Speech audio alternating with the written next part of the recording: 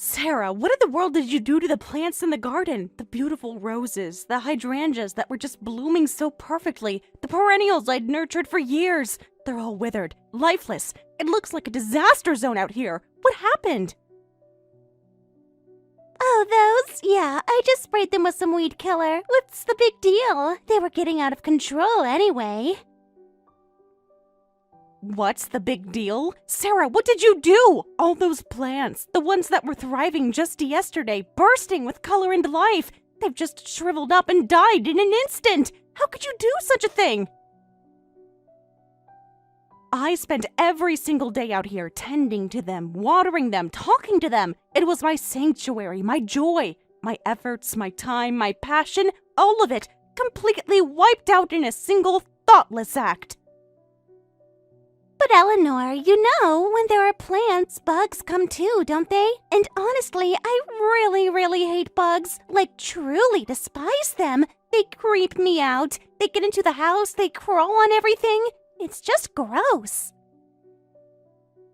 So, I had no choice but to spray them with weed killer. It was the only way to get rid of the bug problem. My comfort, my peace of mind. It was at stake. No choice? Sarah, why do you always do things like this without even asking me? This garden, the patch of land right here, I've been taking care of it for literally decades. Since before you were even a thought, I was out here cultivating, planning, dreaming. This soil, these flowers, they hold so many memories for me. Every single bloom, every harvest, every new growth was a testament to years of dedicated effort. Don't you know I spend every single day tending to my flowers, especially in the spring and summer?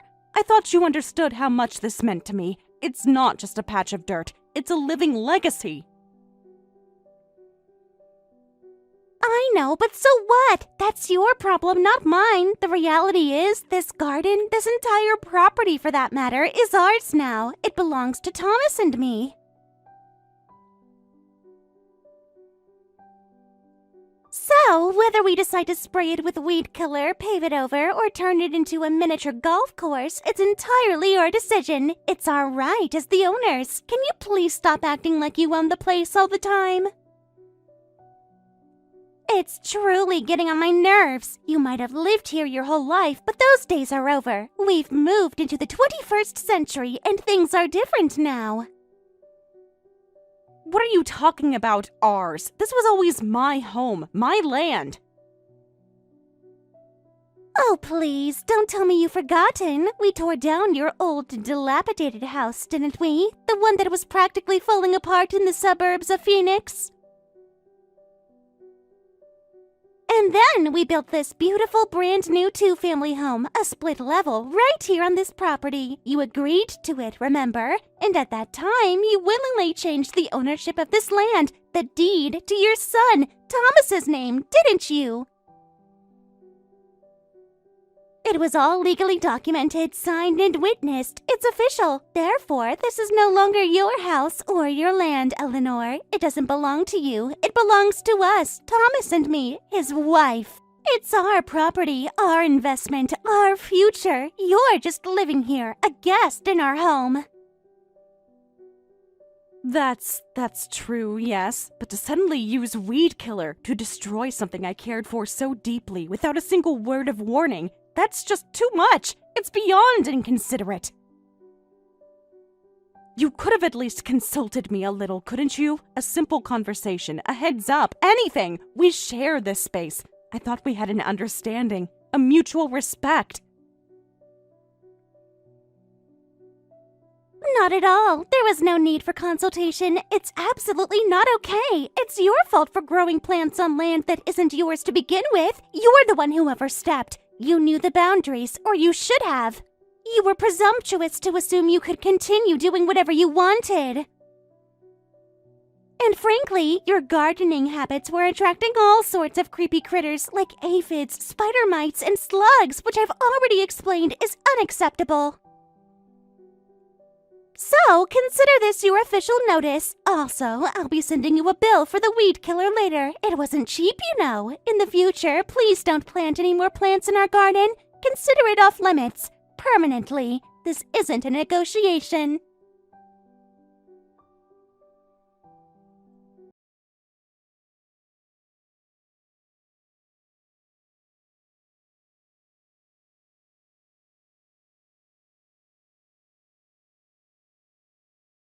The bank's loan application finally seems to be going through. I just got off the phone with the loan officer at the First National Bank of Arizona. They're doing the final checks, but it looks like we're on track. Can you believe it? This means I'll finally be able to get a loan in my name. After all this time, all the stress, all the rejections, it's actually happening.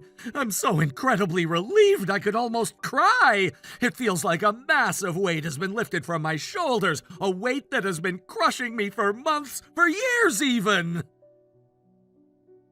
Oh, Thomas, my dear boy, that's wonderful news! Truly fantastic! I knew you could do it. I never doubted you for a second. And Thomas, please don't ever apologize for anything. You've been through so much. I know it must have been incredibly tough on you carrying this burden. Mom, I really have to apologize. I've caused you so much trouble, so much stress. I mean, honestly, it's because of my inadequacy, my failure to secure a loan on my own, that you had to take on the original loan for this two-family home in the first place. You've been covering the monthly repayments, that huge $2,000 every single month, all this time. You've been shouldering my financial responsibility, and I feel terrible about it. It's not fair to you, especially with your fixed income. I know it's been a strain, and I'm just so sorry. Don't you dare say you're inadequate, Thomas. Never. And the loan application failing initially wasn't your fault, was it? We both know exactly whose fault that was. If Sarah had simply stuck to our original plan, if she had continued working as planned, with both of you contributing to the household income, getting a loan would have been a breeze. It was all meticulously calculated, a guaranteed approval with your combined salaries. We had everything mapped out, every contingency accounted for. Yeah, well, Sarah, she just suddenly decided she wanted to be a stay-at-home wife. She quit her job without consulting anyone, without a single discussion with me or you. Just up and left her position at the Phoenix advertising agency. And on top of that, she went ahead and added all those insanely expensive options to the house without telling us. The gourmet kitchen with the imported marble, the custom-designed master bathroom with the soaking tub, the high-end smart home system, the landscaping package, the list goes on. She just kept adding things, driving the cost up, completely exceeding the budget we had meticulously set. Because of that, no bank, not a single one in Arizona, would approve the loan application. We were rejected by every major lender in Phoenix, Scottsdale, even Flagstaff. Our credit was stretched, our income suddenly halved. It was a nightmare. I remember. It was a very difficult time. You were so distraught. I had to beg and grovel, Mom. I had to go on my knees, practically prostrate myself to get you to agree to take on the loan in your name. I swore I'd pay you back. I swore I'd find a way. You were my only hope. I couldn't bear the thought of Sarah's disappointment, of our dream home crumbling before it was even built. So, it was just a temporary solution, right? Until I could get a loan approved somewhere else, somewhere that would look past the initial hurdles. Yes, that's right. Just a temporary measure. But you actually found a bank willing to work with you. You did it! You truly pulled off a miracle, Thomas. What a feat! I knew you had it in you. You've always been resourceful and determined. I know. Moving to New York and taking that new job with the tech firm, even with the intense hours, was absolutely the right move. The significant increase in my annual income really made the difference. It's still super tight and the numbers are razor thin, but it looks like the loan application is finally going to pass. It's on the verge of approval, Mom. They just need to finalize the paperwork. Super tight doesn't matter, Thomas, even if it's just barely. As long as the application goes through, that's all that matters. You'll be able to manage the repayments. I know you can definitely handle it without any problems. You're responsible and hardworking. As soon as the application is approved, we'll immediately begin the process to refinance the loan. We'll get everything transferred. Then, finally, the house and land will be in your name, clear and free. It's going to be such a relief for everyone. Mom, I'm so sorry for pushing the loan onto you for so long, for burdening you with this for what felt like an eternity. I know you must have hated taking on such a massive loan at your age. Deep down, it must have been a constant worry. I appreciate your sacrifice more than words can say. Don't be silly, Thomas. I never hated it. I always believed you would find a way, that you would make it work. I know, my son. I trusted you completely, so it was okay.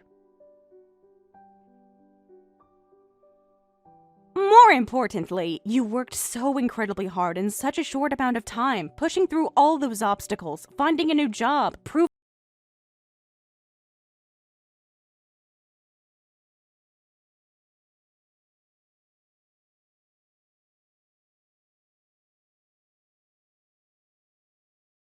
Mom, I couldn't have done any of this without you. Just agreeing to put the loan in your name was more than enough, a huge act of generosity. But then you went even further, paying that $2,000 a month for the loan until I settled into my new job in New York and got on my feet. Because of that, I was able to focus entirely on my job search to make the right career move and to get financially stable. I didn't have to worry about the immediate burden of the house payments. It made all the difference. Well, I was happy to help. A mother always wants to see her son succeed. So, Mom, once the loan refinancing is successfully completed, how about we have a small celebration? A nice dinner out, maybe downtown, or a weekend trip to a cozy inn, wherever you want to go. My treat. We deserve it. No, that's all right, Thomas. You don't have to do that. Just knowing you're set is celebration enough for me. No, Mom, really. Instead of a celebration, I'd rather you let me pay you back for all the loan payments you've made so far. Every single penny of that $2,000 a month, and I'll add a little extra on top, a significant amount as a token of my sincere gratitude. A way to show you how much I truly appreciate your sacrifice and support. I've been saving every spare dime for this. Oh my. Well, that would be wonderful, Thomas. That's incredibly generous of you. I'm very touched. Honestly, Mom, thank you for everything. Thank you for always helping me, for believing in me, for sacrificing so much for me. From now on, you can leave everything to me. The loan, the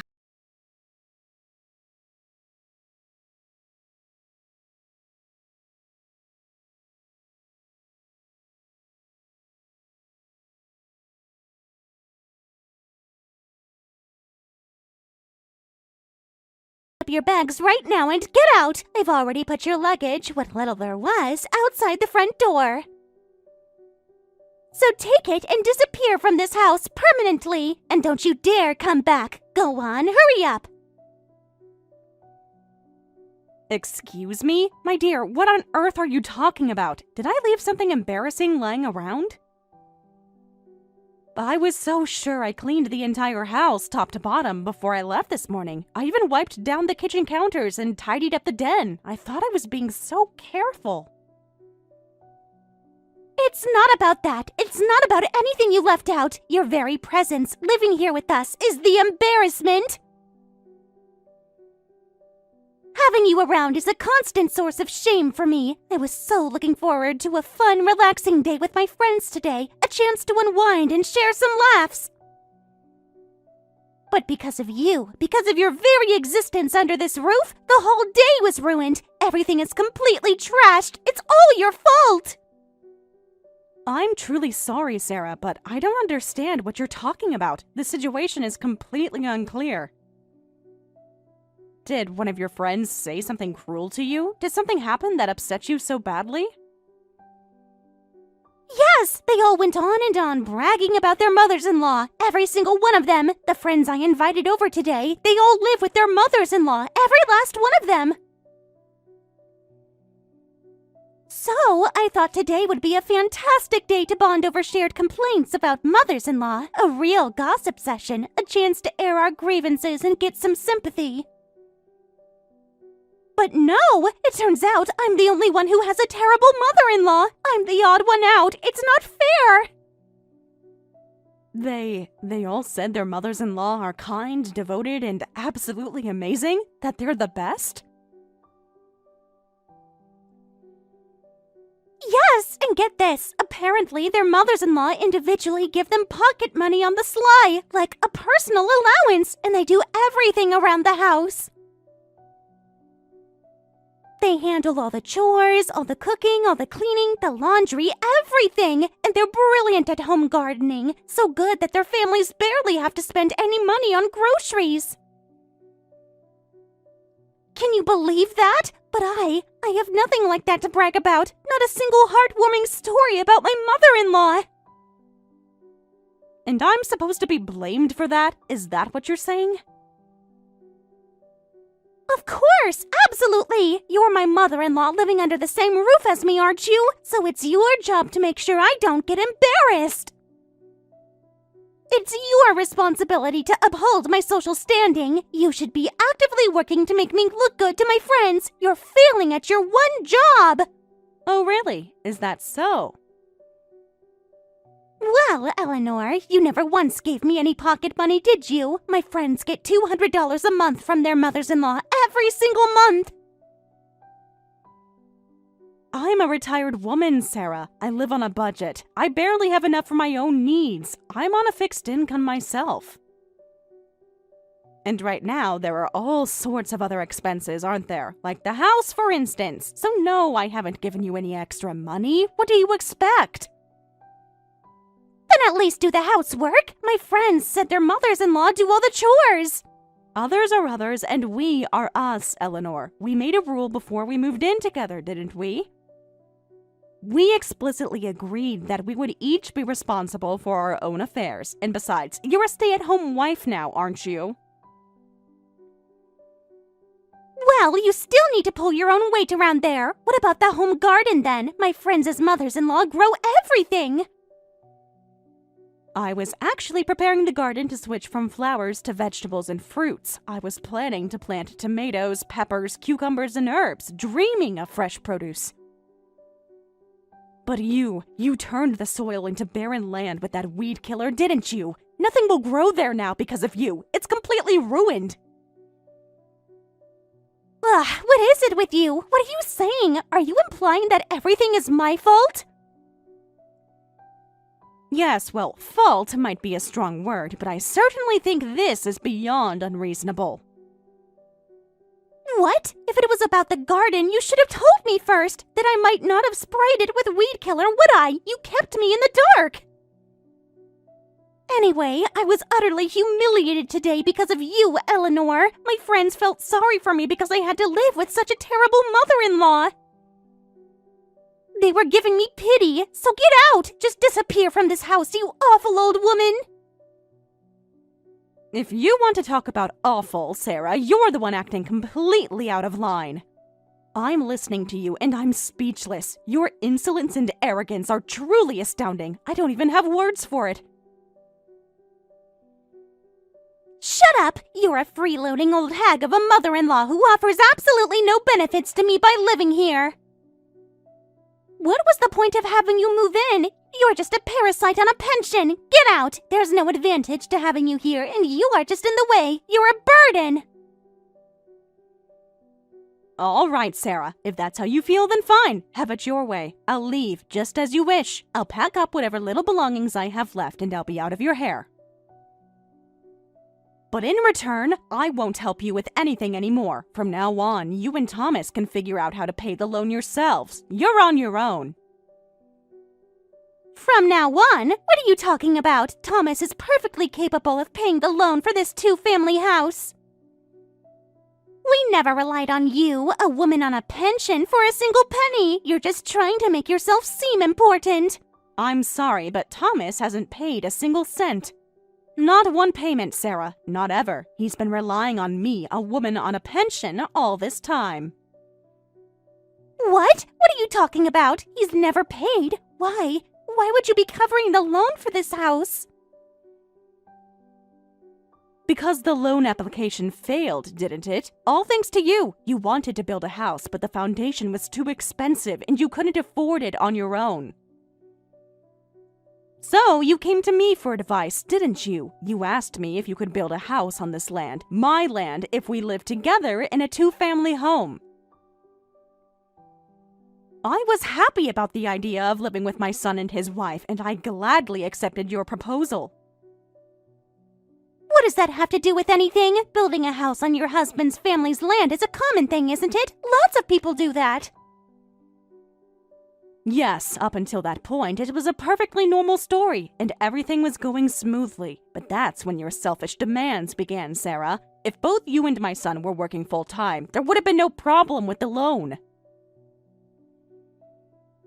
But then you suddenly decided you wanted to be a stay-at-home wife, and you quit your job without a word. And what's more, you started adding expensive options, saying you wanted a house that would look good on Instagram, going wild with all the upgrades. Because of that, every single bank, from the smallest credit union to the largest national bank, rejected the loan. So that's what happened. Yes, that's what happened. The whole idea of the two-family house almost fell through, but then Thomas came to me begging, literally on his knees. He said you were so excited about the house, and he still wanted to build it. He swore he wouldn't cause me any trouble and asked if I would take out the loan in my name instead. That's why I decided to help him. Since I took out the loan, this house and land are still legally mine. And until Thomas settled into his new job and got on his feet, I was covering the $2,000 monthly loan payments. Then this two-family house, it's not mine? The loan was taken out by Eleanor. The house and land aren't ours? That's right, they're not. And yet, you've been strutting around here acting like you own the place, completely oblivious. We were being considerate by not telling you everything, but even so, your selfish and arrogant behavior has been absolutely outrageous, wouldn't you agree? Your actions were completely unacceptable. But don't worry about the future. Thomas finally found a bank that will give him a loan. Once the refinancing process is complete, the house will be officially yours, fair and square. You'll be the rightful owners. Really?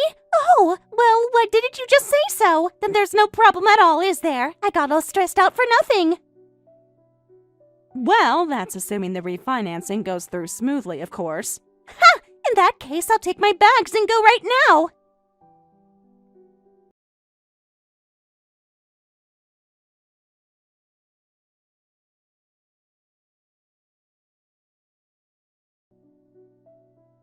Mom, I heard about what Sarah did. I'm so sorry. I can't believe she tried to kick you out of the house. That's just unbearable. It's all right, Thomas. Don't worry about me. More importantly, you need to finalize that refinancing for Sarah quickly. From now on, you won't have my help with the loan. About that, Mom. Actually, the loan application fell through again. What? What do you mean? But you said just the other day that the application was finally going to be approved. You got that new job, your income went up, there shouldn't have been any problems with the review. No, Mom, my application was perfectly fine. I had all my ducks in a row. But then they discovered I had debt. Debt? What debt? Well, it wasn't debt that I created. It turns out Sarah was racking up debt on a family credit card that was in my name. I had given her one of my cards for household expenses, trusting her with the finances. I'd given her complete control over the household budget, so I had no idea. She was going absolutely wild with cash advances and credit card spending. It was unbelievable. Oh dear, if it's enough to prevent a loan approval, it must be quite a lot, wouldn't you say? I checked all the statements, every single transaction. It was all spent on her personal shopping, high-end spas, designer clothes, luxury handbags. The spending was especially excessive in the last week. I always suspected she had a bit of a spending problem, but I never imagined it was this bad. This confirms it. You mean you knew about this, Thomas? You knew, Mom? Of course, I'm with her all day. I noticed an awful lot of packages addressed to her arriving almost every day, delivered right to the doorstep. I kept wondering what she was buying. So that's what it was. And what about the house, Mom? What are we going to do now? We'll have to find another bank that will approve the loan, won't we? But with all that debt, it's going to be extremely difficult, if not impossible. Perhaps we should just sell the house, don't you think? We have no right to say anything, Mom. None at all. I'll pack our bags immediately and we'll leave. You can sell the house. Of course, I'll pay back all the loan payments you've made so far, every cent. And if the sale of the house results in a loss, I'll cover that too. I promise I won't let you lose any money on this, Mom. Not a single dollar. That would be a great help, Thomas. Thank you. And I'm going to divorce Sarah. I just can't live with her anymore. I swore I'd make her happy for the rest of her life, no matter how selfish or stubborn she was. I truly tried my best to keep that promise, but I can't do it anymore. She kicked you out of the house, and now this hidden debt? There's no love left. I can't devote myself to someone like that. I'm utterly exhausted. You've done more than enough, Thomas. You've been incredibly patient and resilient. So, I'll start the divorce proceedings right away. I hope it goes smoothly.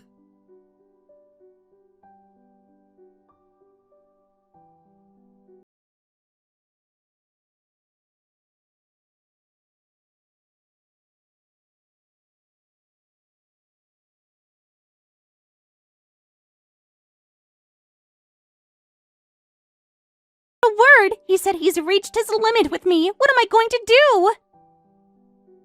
Oh, already? He's already brought the divorce papers from the courthouse in Phoenix. He moves quickly, doesn't he? And besides, are you really surprised?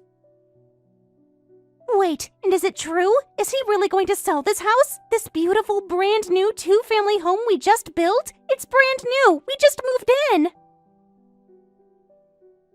You have no right to complain about that, Sarah. It's my house, my land. I can do whatever I want with it, can't I?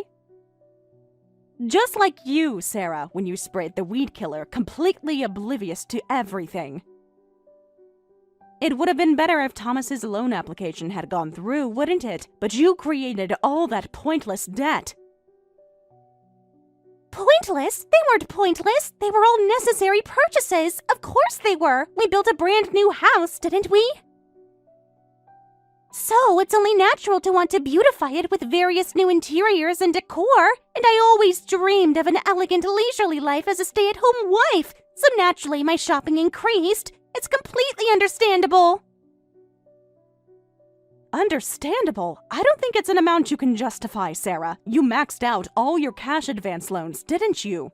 And it looks like you went on an even bigger spending spree just this past week. I'm not the one who's wrong. It's all your fault. My fault? How so?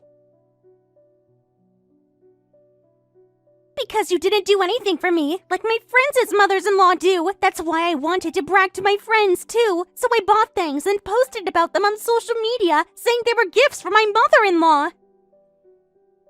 Don't you understand? It was a lie, wasn't it? I had to make it up. My friends were all bragging, and it was so painful for me. I hated being the only one who had to complain about her mother-in-law. I didn't know it would come to this. It's unfair. It's so unfair. Unfair or I didn't know. You're not a child, Sarah. Why do you think things turned out this way? You finally had a beautiful brand new house, a house with all the custom options you wanted, a house to brag about. You even became a stay-at-home wife. You should have achieved all your dreams. But I didn't achieve them. You achieved them for me, and others achieved them for me. And this is the result. Next time, you need to earn a wonderful house with your own strength, your own efforts. No, please, that's impossible for me. I don't have a job anymore, and I'm being served with divorce papers. Please, Eleanor. I'll apologize for everything I've done. Please don't sell the house, and please convince Thomas to reconsider the divorce. And what would be the benefit to me in doing that, Sarah? What? If there's no benefit to me, then it's only natural for me not to help you, isn't it? Just like you, Sarah, when you kicked out the mother-in-law who offered no benefits. Well then, Sarah, go on. Next time, make your own dreams come true, with your own strength.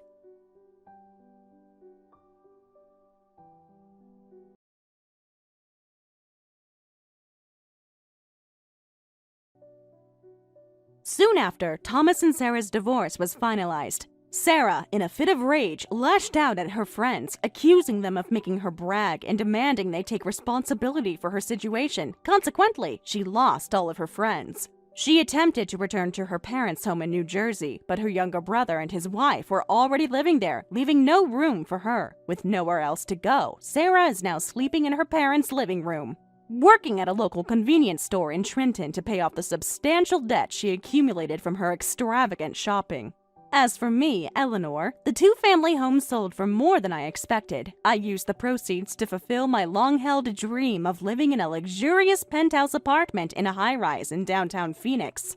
It turns out this new life is far more comfortable and convenient than I could have imagined, and honestly, Sarah, as terrible as her actions were, I'm strangely grateful to her.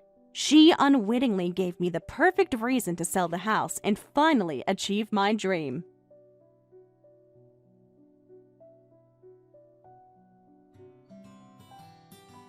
Thank you for watching all the way until the end. If you felt good after watching this video, please like the video. If not, please leave a comment and give us your feedback.